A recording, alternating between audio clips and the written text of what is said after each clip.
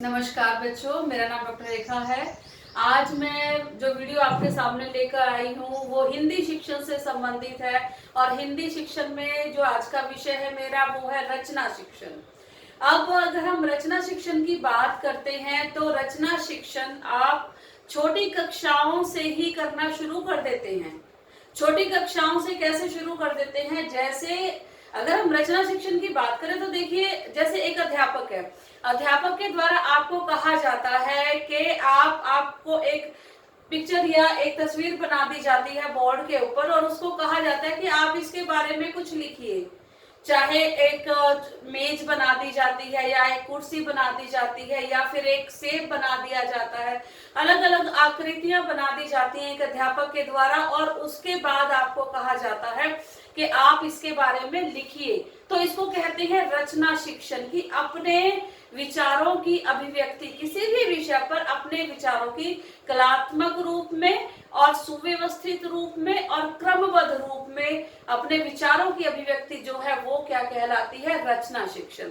और रचना शिक्षण के कुछ और उदाहरण मैं आपको देती हूँ। अब जैसे हम बात करते हैं कि आप गर्मियों की छुट्टियों में कहाँ गए थे और वो छुट्टियां आपने कैसे बिताई। अक्सर ये विषय दिया जाता है अध्यापकों के द्वारा कि हाँ आप इस पर लिखें, तो वो क्या है? वो आपका रचना शिक्षण है। अगर आपने कोई भी एक्सीडेंट होता हुआ देखा है, कोई भी दुर्घटना होती हुई देखी है, तब आपको उसके बारे में कहा जाता है कि अपनी आंखों देखा सीन लिखे, या अपनी आंखों से जो भी आपने देखा है आप उसको लिखे। तो उसको हम कहते हैं रचना शिक्षण, कि वो आपकी अपनी अभिव्यक्ति होती है कि उसमें कोई भी नकल नहीं होती। उसमें क्या है कि आप ये देखते हैं कि जो चीज आपने सीखी है, जो आपने देखी है, उसको आप क्रमबद्ध रूप में और रचनात्मक रूप में अपनी अभिव्यक्ति में लेकर आ रहे हो या नहीं आ रहे, तो इसको हम कहते हैं रचना शिक्षण। तो रचना शिक्षण एक मौलिक अभिव्यक्ति होती है। जैसे मैंने कहा ना कि आपकी ओरिजिनल का मतलब है कि आपकी मौलिक अभिव्यक्ति होती है, क्योंकि उसमें किसी और के विचार नहीं होते, उसमें आपके विचार होते हैं और आपने ही अपने विचारों को कलम के माध्यम से एक उत्तर पुस्तिका पर उतारना होता है। तो रचना शिक्षण आपकी मौलिक अभिव्यक्ति है। रचना शिक्षण का प्रयोग, जैसे हम बात करते हैं, एक दो और उदाहरण देती हूँ ताकि आपको पता चल जाए कि है क्या रचना शिक्षण। अब जैसे आपने कुछ कक्षाओं में देखा होगा कि अध्यापक अक्सर कहते हैं कि अपनी माता के बारे में लिखिए, ठीक है, कुछ पंक्तियां अपने पिताजी पर लिखिए या फिर अपने परिवार के बारे में लिखिए। तो वो तो हम दूसरों को देख के नहीं कॉपी करते ना, जो हमारे बारे में जो चीजें हैं और दूसरों की वो अलग अलग होंगी, तो वो हमारी मौलिक अभिव्यक्ति होती है रचना शिक्षण की। हम अपने ही माता के बारे में, पिताजी के बारे में या फिर अपने ही परिवार के बारे में यहाँ पर लिखेंगे, तो इसे हम कहते हैं रचना शिक्षण। तो आइए रचना शिक्षण के बारे में पढ़ते हैं। देखिए, भाषा में विचारों का स्पष्टीकरण, विचारों को क्रमबद्ध करके कलात्मक भाषा में व्यक्त करने को रचना कहते हैं। मैंने आपको जैसे बताया अभी कि जब भी आप भावों को, विचारों को, शब्दों को कलात्मक रूप में प्रस्तुत करते हैं तो उनको हम क्या कहते हैं? रचना शिक्षण कहते हैं। तो रचना शिक्षण के अगर उद्देश्यों की बात करें कि रचना शिक्षण क्यों करवाया जाता है बच्चों से, इसको लिखवाने के पीछे बचपन से आप लोग लिखते आ रहे हैं। आप अगर नहीं क्लियर है तो एक छोटा सा वर्ड आपको याद होगा इंग्लिश में, इसको कॉम्पोजिशन भी कहा जाता है। Right a composition on that, on this, तो वो चीज है रचना शिक्षण। तो इसके क्या उद्देश्य होते हैं, क्यों ये करवाया जाता है कक्षाओं में? ये छोटी कक्षाओं में भी करवाया जाता है, ये माध्यमिक में भी करवाया जाता है, उच्चतर माध्यमिक में भी करवाया जाता है, उच्च कक्षाओं में भी करवाया जाता है रचना शिक्षण। लेकिन क्या है, इसकी तस्वीर जो है वो बदलती रहती है। जैसे छोटे कक्षाओं में छोटे बच्चों के अनुसार होता है और बड़ी कक्षाओं में बड़े बच्चों के अनुसार होता है। तो आइए देखते हैं कि रचना शिक्षण का उद्देश्य क्या है। उद्देश्य है रचना शिक्षण का साहित्य सृजन। साहित्य सृजन का अर्थ क्या है कि जब भी आप अपने शब्दों को, अपने भावों की अभिव्यक्ति देंगे, जब भी आप अपने शब्दों को भावों में पिरोएंगे या अपने शब्दों को अपने अनुसार लिखेंगे, तो आपको अपने शब्दों को, अपने भावों को शब्द देने आ जाएंगे। और अगर अपने आप भावों को शब्द का जामा पहनाते हैं या शब्द देते हैं, उससे क्या होता है कि आप बड़े से बड़े साहित्य का सृजन कर सकते हैं। उसके बाद है शब्द भंडार, कि शब्द भंडार में जितने भी हमें, अब कई बार ऐसा होता है कि हमें ऐसी रचना शिक्षण दी जाती है तो हमें क्या सोचना पड़ता है कि उस चीज के लिए कि हम क्या लिखें, तो वहीं से आपके शब्द भंडार इकट्ठा होते हैं, वहीं से आपको पता चलता है कि हम इसके बारे में क्या लिख सकते हैं, कैसे लिख सकते हैं। तो इससे क्या होता है, आपके शब्द भंडार में वृद्धि होती है। आगे देखिए बच्चों, प्रसंगानुकूल, जो भी आपको रचना शिक्षण लिखने के लिए कहा जाता है वो क्या होता है कि आपको पता है कि मुझे कहा गया है किस बारे में लिखने के लिए, एक रेल दुर्घटना के बारे में। तो ऐसा नहीं कि आप हवाई जहाज की दुर्घटना के बारे में लिखोगे। तो प्रसंग के अनुकूल ही आप शब्दों का प्रयोग करोगे, शब्दों का चयन करोगे। इससे क्या होगा, आपको शब्द जो भाषा होगी ना आपकी, वो प्रसंगानुकूल हो जाएगी। प्रसंगानुकूल मतलब प्रसंग के अनुकूल, जो भी प्रसंग जिस भी बारे में आपसे पूछा जा रहा है आप उसी बारे में अपने भावों का उद्गार करोगे। ठीक है, ये है प्रसंगानुकूल। इसके बाद देखिए मुहावरे एवं लोकोक्तियां। मुहावरे एवं लोकोक्तियां के जितनी अधिक हम मुहावरे और लोकोक्तियों का प्रयोग यहाँ पर करेंगे तो वो क्या होगा, उससे हमारी भाषा में क्या आ जाएगी, कलात्मकता आ जाएगी। ठीक है, अब जैसे किसी होनहार बच्चे के बारे में हम कुछ लिख रहे हैं, आपको कहा गया है कि आप अपने मित्र के बारे में लिखिए, तो आपके मित्र के बारे में लिखते समय आप ये मुहावरे का प्रयोग करेंगे। ठीक है, कि अंधेरे घर का उजाला, या फिर होनहार बीनवान के होत चीकने पात। ठीक है, कि बचपन से ही हमें क्या है कि पता चल जाता है कि बच्चे के अंदर क्या लक्षण है, क्या गुण है। तो इस तरह से मुहावरे और लोकोक्तियों का प्रयोग आप अपनी रचना में कर सकते हैं। अगर देखिए क्रमबद्धता, आपको पता है कि किस क्रम में मैंने अपनी रचना को लिखना है। अब मान लो आपको कहा गया कि आप अपनी माता जी पर लिखिए। ठीक है, तो सबसे पहली पंक्ति आप क्या लिखेंगे कि मेरी माता जी का नाम ये है। ठीक है ना, तो जो भी आप लिखेंगे वो क्या होगा, वो आपका क्रमबद्ध रूप में होगा। क्रमबद्ध मतलब आपको पता है कि पहले मैंने ये पंक्ति लिखनी है, फिर ये लिखनी है, फिर ये लिखनी है। तो आपके भावों और विचारों में क्या आएगी, क्रमबद्धता आएगी उससे। ठीक है, इसके बाद देखिए कलात्मक भाषा। अभी मैंने कहा कि जब भी आप भाषा का मुहावरे प्रयोग करेंगे, लोकोक्ति प्रयोग करेंगे, ठीक है, शब्द शक्तियों का प्रयोग करेंगे, तो उससे क्या होगा, उससे आपकी भाषा कलात्मक हो जाएगी। इसके बाद देखिए प्रयोगात्मक अभ्यास। प्रयोगात्मक क्या है कि जिस तरह से, ऐसा नहीं कि आपने सब कुछ बोल दिया और बोलकर हो गया, तो आपने क्या करना है, जितना भी आपने सब कुछ बोला है उसको आपने शब्दों में उतारना है, शब्दों में उकेरना है। और जब आप उस चीज को शब्दों में उकेरोगे तो उससे क्या होगा, उससे आपकी प्रयोगात्मक अभिव्यक्ति होगी, यानी कि जो चीज आपने महसूस की है उसको आप लिखने में समर्थ हैं। ठीक है, तो ये होगा प्रयोगात्मक अभ्यास। फिर देखिए अध्ययन, मनन और चिंतन। जब भी आप किसी भी रचना को लिखेंगे उसके लिए किस चीज की आवश्यकता होगी, पहले आप उसके बारे में अध्ययन करेंगे, फिर उसके बारे में सोचेंगे कि मैंने क्या क्या लिखना है, और फिर चिंतन करके उसके बारे में लिखेंगे। तो ये सारे उद्देश्य हैं आपके किसके, रचना शिक्षण के लिए, कि जब भी आप किसी भी रचना को लिखते हैं तो उस समय, उसको लिखते समय आप इस तरह के इन सभी उद्देश्यों को ध्यान में रखकर फिर आप रचना शिक्षण करेंगे। उदाहरण है रचना शिक्षण के, जैसे मैंने आपको बताया, बहुत सारे उदाहरण आपको दिए। और रचना शिक्षण की अगर हम बात करें तो इसमें कहानी आती है, पत्र आते हैं, निबंध आते हैं।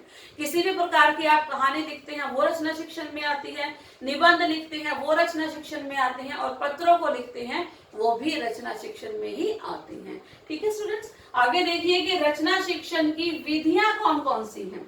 अब अगर हम विधियों की बात करें तो रचना शिक्षण की विधियां, बहुत सारी विधियां हैं रचना शिक्षण की। और यहाँ पर पहली विधि की अगर हम बात करें तो वो है प्रश्नोत्तर विधि। अब प्रश्नोत्तर विधि कौन सी विधि है, प्रश्नोत्तर विधि में क्या होता है बच्चों, कि प्रश्नोत्तर विधि में कभी अध्यापक जो है बच्चों से प्रश्न पूछता है। प्रश्न पूछता है, किस तरह से प्रश्न पूछता है, अब जैसे अध्यापक ने आपसे, मैंने पहले भी उदाहरण दिया था, आपको ये कहा कि आपने गर्मियों की छुट्टियां कहाँ बिताई। ठीक है, तो पहले तो अध्यापक आपको प्रश्न पूछेगा और बच्चे जो हैं उस प्रश्नों का उत्तर देंगे, और फिर अध्यापक क्या कहेगा कि इस पर आप रचना शिक्षण कीजिए, यानी कि आपने कैसे अपनी छुट्टियां बिताई हैं उस पर आप रचना लिखेंगे, वो होगी प्रश्नोत्तर विधि। अगली विधि है भाषा यंत्र विधि। अब भाषा यंत्र विधि कौन कौन सी विधि है? भाषा के यंत्रों का प्रयोग करके जब आप विधि को अपनाते हैं। भाषा के यंत्रों का प्रयोग करके किस प्रकार? अब मान लो जैसे आपने क्या किया, सबसे पहले बच्चों के सामने ग्रामोफोन चलाया, ठीक है, ग्रामोफोन चलाते हैं आप, जो संबंधित विषय है उसके बारे में आप ग्रामोफोन पर कोई भी ऑडियो चलाएंगे जिसको सिर्फ सुना जा सकता है, और उसके बाद उससे संबंधित चित्र भी दिखाएंगे बच्चों को, और फिर आप उनको लिखने के लिए प्रेरित करेंगे। तो इस विधि को कहा जाता है भाषा यंत्र विधि, ठीक है। उसके बाद आपकी विधि है चित्र वर्णन प्रणाली या चित्र वर्णन विधि। चित्र वर्णन विधि में क्या होता है कि कुछ चित्र जो आपके विषय से संबंधित है उन चित्रों को दिखाया जाता है बच्चों को। अब जैसे अध्यापक ने किसी रेल दुर्घटना के बारे में आपको लिखवाना है, रचना शिक्षण करवाना है, तो रेल दुर्घटना से संबंधित कोई भी चित्र अध्यापक क्या करेगा, या तो श्याम पट्ट पर बना देगा या फिर आपको बड़े से चार्ट पर बनाकर उस चित्र को दिखा देगा, ठीक है। तो उससे क्या होगा कि चित्र प्रणाली के माध्यम से बच्चे उसके बारे में लिखेंगे, ठीक है। इसके बाद देखिए उद्बोधन प्रणाली। अब उद्बोधन प्रणाली क्या है? उद्बोधन प्रणाली है कि जिसमें बच्चों को प्रेरित किया जाता है, उद्बोधित किया जाता है, यानी कि उससे संबंधित चित्र दिखाए जाते हैं। यानी कि हम ये नहीं कह सकते कि साथ के साथ ही उसके बारे में बता दिया जाता है, बच्चों को इस तरह से प्रेरित किया जाता है ताकि जो विषय है, जिस विषय पर लिखना है, वो विषय बच्चों के मुंह से ही निकल कर आए। उनको इतना प्रेरित कर दिया जाता है, अध्यापक के द्वारा अलग अलग उदाहरण देकर उनको प्रेरित किया जाता है, जिससे बच्चे समझ जाते हैं और वो इस चीज पर आ जाते हैं कि हमने किस चीज के बारे में लिखना है। तो उस विधि को हम क्या कहते हैं? उद्बोधन विधि। फिर देखिए वर्णन प्रणाली। अब वर्णन प्रणाली में क्या होगा? पहले अध्यापक किसी भी विषय पर वर्णन करेंगे, ठीक है, और वर्णन करने के बाद फिर अध्यापक छात्र छात्राओं से कहेंगे कि इस विषय से संबंधित आप लिखिए, ठीक है। इसके बाद आती है वाद विवाद प्रणाली। अब वाद विवाद प्रणाली में क्या है कि कक्षा के बच्चों को अध्यापक दो भागों में बांट देते हैं, और उसमें कोई भी जो भी ज्वलंत विषय है, ज्वलंत विषय जो आज चल रहा है, कोई भी महामारी है, कोई भी बीमारी है, कोई भी समस्या है देश में, तो उससे संबंधित बच्चों को दो भागों में बांट देता है। एक उसके पक्ष में बोलते हैं और दूसरा जो वर्ग है वो उसके विपक्ष में बोलता है, ठीक है बेटे। आगे है सुझाव प्रणाली। अब सुझाव प्रणाली में क्या होता है कि जो अध्यापक है वो कोई भी विषय बच्चों को दे देते हैं, और उससे संबंधित कौन सी पत्र पत्रिकाएं आपने पढ़नी है, कौन सी आपने पुस्तकें पढ़नी है, वो सिर्फ सुझाव के रूप में आपको बता देते हैं, और उसके बारे में आपको कक्षा में ही रचना शिक्षण करना पड़ता है, ठीक है। इसके बाद है प्रवचन प्रणाली। प्रवचन प्रणाली में क्या होता है कि पहले अध्यापक के द्वारा सामग्री को पढ़ा जाता है, उस सामग्री के बारे में आपको बताया जाता है मौखिक रूप में, और उसके बाद जो बच्चे हैं वो उसको क्या करते हैं, उसके बारे में बच्चे प्रवचन करते हैं। उसके बाद है शब्द प्रदान प्रणाली। अभी शब्द प्रदान प्रणाली क्या है बच्चों? शब्द प्रदान प्रणाली क्या है कि जैसे बच्चों को अध्यापक कोई भी शब्द दे देता है, ठीक है। अब जैसे आज के समय की बात करें तो आज एक ज्वलंत विषय हमारे सामने जो है वो कोरोना है।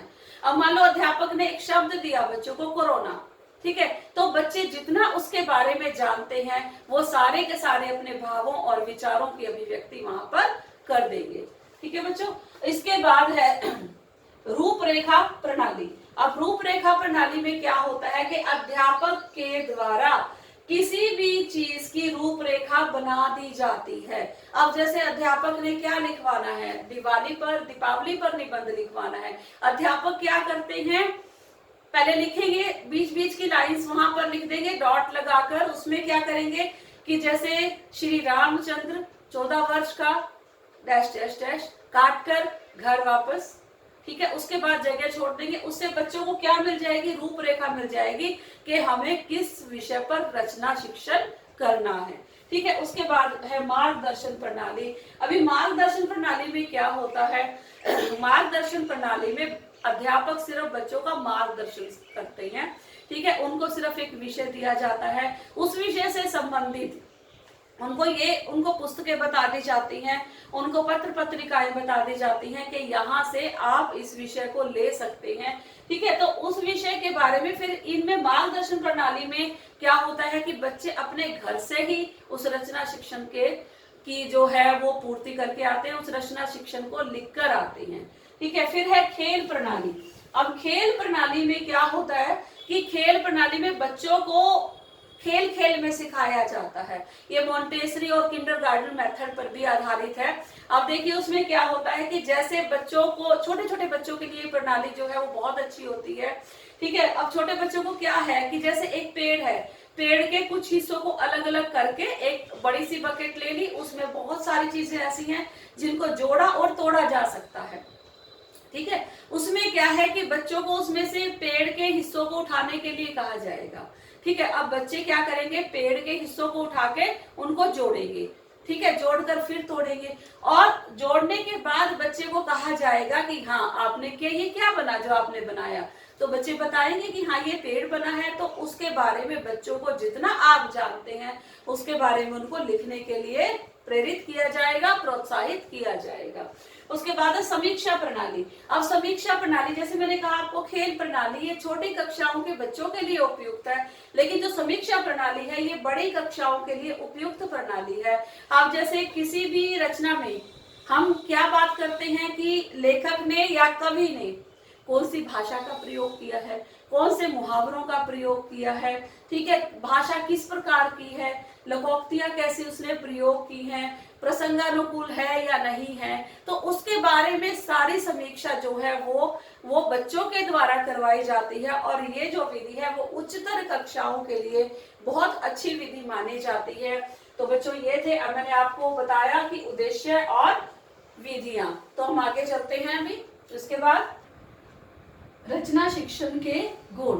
तो जैसे मैंने आपको बताया कि रचना शिक्षण के कौन कौन से गुण होने चाहिए कि जिसके आधार पर हम ये निर्धारित कर सकते हैं कि बच्चों ने अच्छी रचना का निर्माण किया है या फिर बच्चों ने बहुत अच्छी रचना लिखी है। तो रचना शिक्षण में क्या गुण होने चाहिए? देखिए, विचारों का तालमेल। सबसे पहली बात यह है कि जब भी आप किसी रचना को लिख रहे हैं, ठीक है, तो उसमें क्या हो कि आप ऐसा ना हो कि विचारों का तालमेल ही ना हो, यानी कि अलग अलग में आपके अलग अलग भाव और विचार नजर आ रहे हैं अलग अलग अनुच्छेद में। तो इस तरह से जो आपके विचारों का तालमेल है वो आपने रखना है। फिर देखिए, अनुच्छेदों में विभाजित। अनुच्छेदों में विभाजित का अर्थ यहाँ पर क्या है कि रचना शिक्षण में जैसे हम इंग्लिश में बोलते हैं पैराग्राफ, है ना। तो जब भी आप कोई कंपोजिशन करते हैं तो हम कहते हैं कि अलग अलग पैराग्राफ में लिखना है इसको। तो पैराग्राफ की हम बात करते हैं तो यहाँ पर उसी तरह से हम अनुच्छेदों की बात करते हैं। तो जब भी आप रचना शिक्षण करते हैं वो अलग अलग अनुच्छेदों में विभाजित होनी चाहिए। फिर है लय ताल यति गति। लय ताल और यति गति का भी आपने ध्यान रखना है जब भी आप कोई भी रचना शिक्षण करते हैं। फिर देखिए, सुंदर लेख। आपका जो लेख है वो बहुत ही सुंदर होना चाहिए, क्योंकि सबसे पहला जो प्रभाव है वो आपके सुंदर लेखन के द्वारा पड़ता है। ठीक है, उसके बाद है शुद्ध वाक्य विन्यास। शुद्ध वाक्य विन्यास के जिस प्रकार के आप वाक्यों का प्रयोग कर रहे हैं आपकी रचना शिक्षण में वो बिल्कुल शुद्ध वाक्य होने चाहिए, अशुद्ध वाक्यों का प्रयोग आपको नहीं करना। फिर विराम चिन्ह। विराम चिन्हों के बारे में आप सभी जानते हैं। ठीक है, कहाँ पर अल्प विराम, कहाँ पे पूर्ण विराम, कहाँ पे अर्ध विराम, कहाँ पे विस्मयादि गोदक, कहाँ पे कोष्ठक। तो सभी चिन्हों का जो प्रयोग करना है वो कहाँ पर और किस तरह से करना है वो आपको पता होना चाहिए। फिर है प्रासंगिक। प्रासंगिक का अर्थ है कि जो आपके विचार है वो आपकी रचना के प्रसंग के अनुकूल हो, यानी कि जो अध्यापक ने आपको विषय दिया है उसी विषय से संबंधित आपके सारे विचार होने चाहिए। फिर है संतुलित आकार। संतुलित आकार में कि ना तो रचना बहुत ज्यादा छोटी होनी चाहिए और ना ही रचना बहुत ज्यादा बड़ी होनी चाहिए। तो आपने अपनी रचना का आकार संतुलित रखना है। फिर देखिए बच्चों की रचना शिक्षण के गुण के बाद हम किसकी बात करते हैं? अब हम बात कर रहे हैं रचना शिक्षण संबंधी अशुद्धियां, कि जब भी बच्चे रचना शिक्षण करते हैं तो उससे संबंधित कौन कौन सी अशुद्धियां करते हैं और उन अशुद्धियों के निवारण के लिए एक अध्यापक को क्या करना चाहिए। तो सबसे पहले हम बात करते हैं व्यक्तिगत संशोधन की। अक्सर अध्यापक क्या करते हैं कि जैसे बच्चे ने रचना शिक्षण किया, और सारी कक्षा में क्या है कि बच्चे का एक का अशुद्धि जो उसने की है वो सबके सामने बता देते हैं, तो ये अच्छी बात नहीं है। ठीक है, एक अध्यापक को क्या चाहिए कि एक एक, अगर बच्चे ने रचना शिक्षण में अशुद्धि की है तो एक एक बच्चे को बुलाया जाए और व्यक्तिगत तौर पर उसकी अशुद्धियों को निकाला जाए।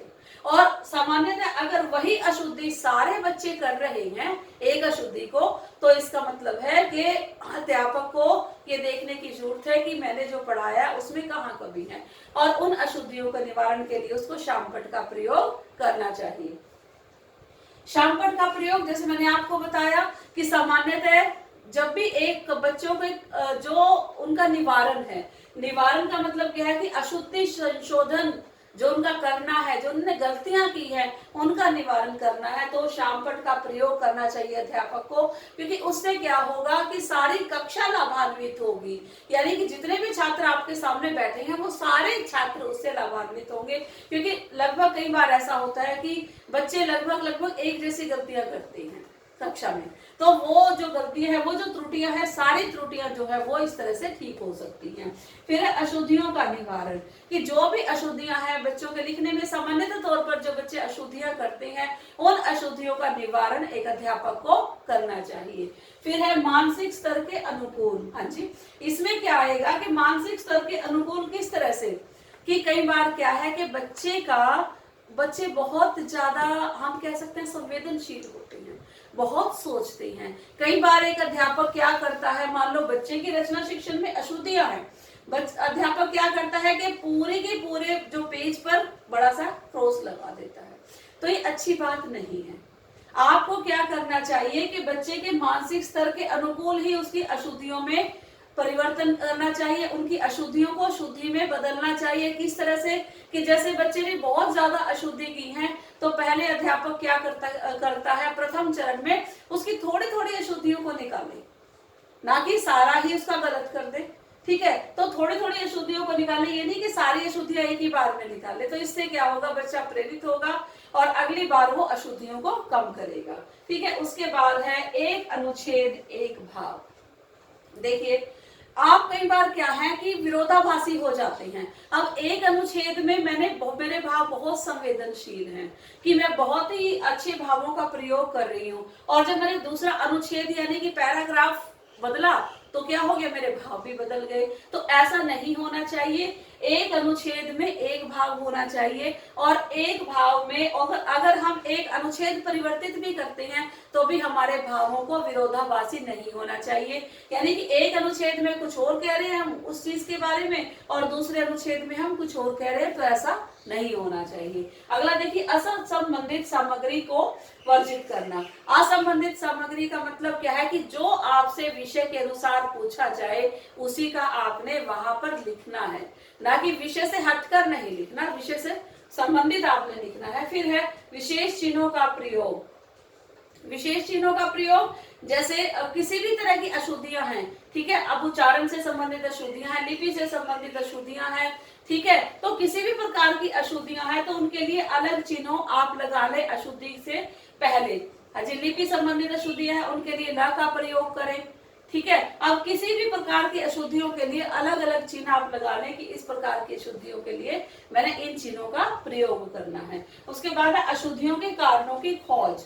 अब पहले तो आपने ये देखना है कि अशुद्धियों का कारण क्या है, कि बच्चा रचना शिक्षण में अशुद्धियां क्यों कर रहा है। क्या बच्चे का मानसिक स्तर ऐसा नहीं है, ठीक है, क्या वो बच्चा घर से कुछ परेशानी है उसको, ठीक है, या वो बच्चा कुछ अक्षमताग्रस्त बच्चा तो नहीं है कि उसमें कोई प्रॉब्लम है, वो पढ़ नहीं पा रहा, लिख नहीं पा रहा, किसी चीज को लिख नहीं सकता है।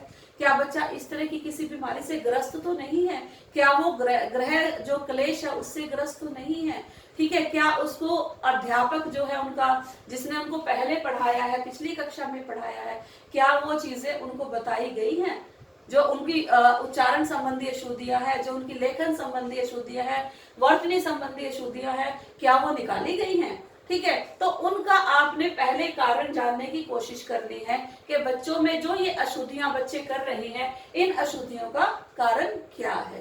तो ये बच्चे जो मैंने आज आपको बताया, ये सारे के सारे रचना शिक्षण से संबंधित सामग्री है। अगर आप रचना शिक्षण में इन सामग्री का प्रयोग करोगे और इन त्रुटियों को नहीं करोगे तो आपकी रचना शिक्षण बहुत ही अच्छी रचना शिक्षण होगी।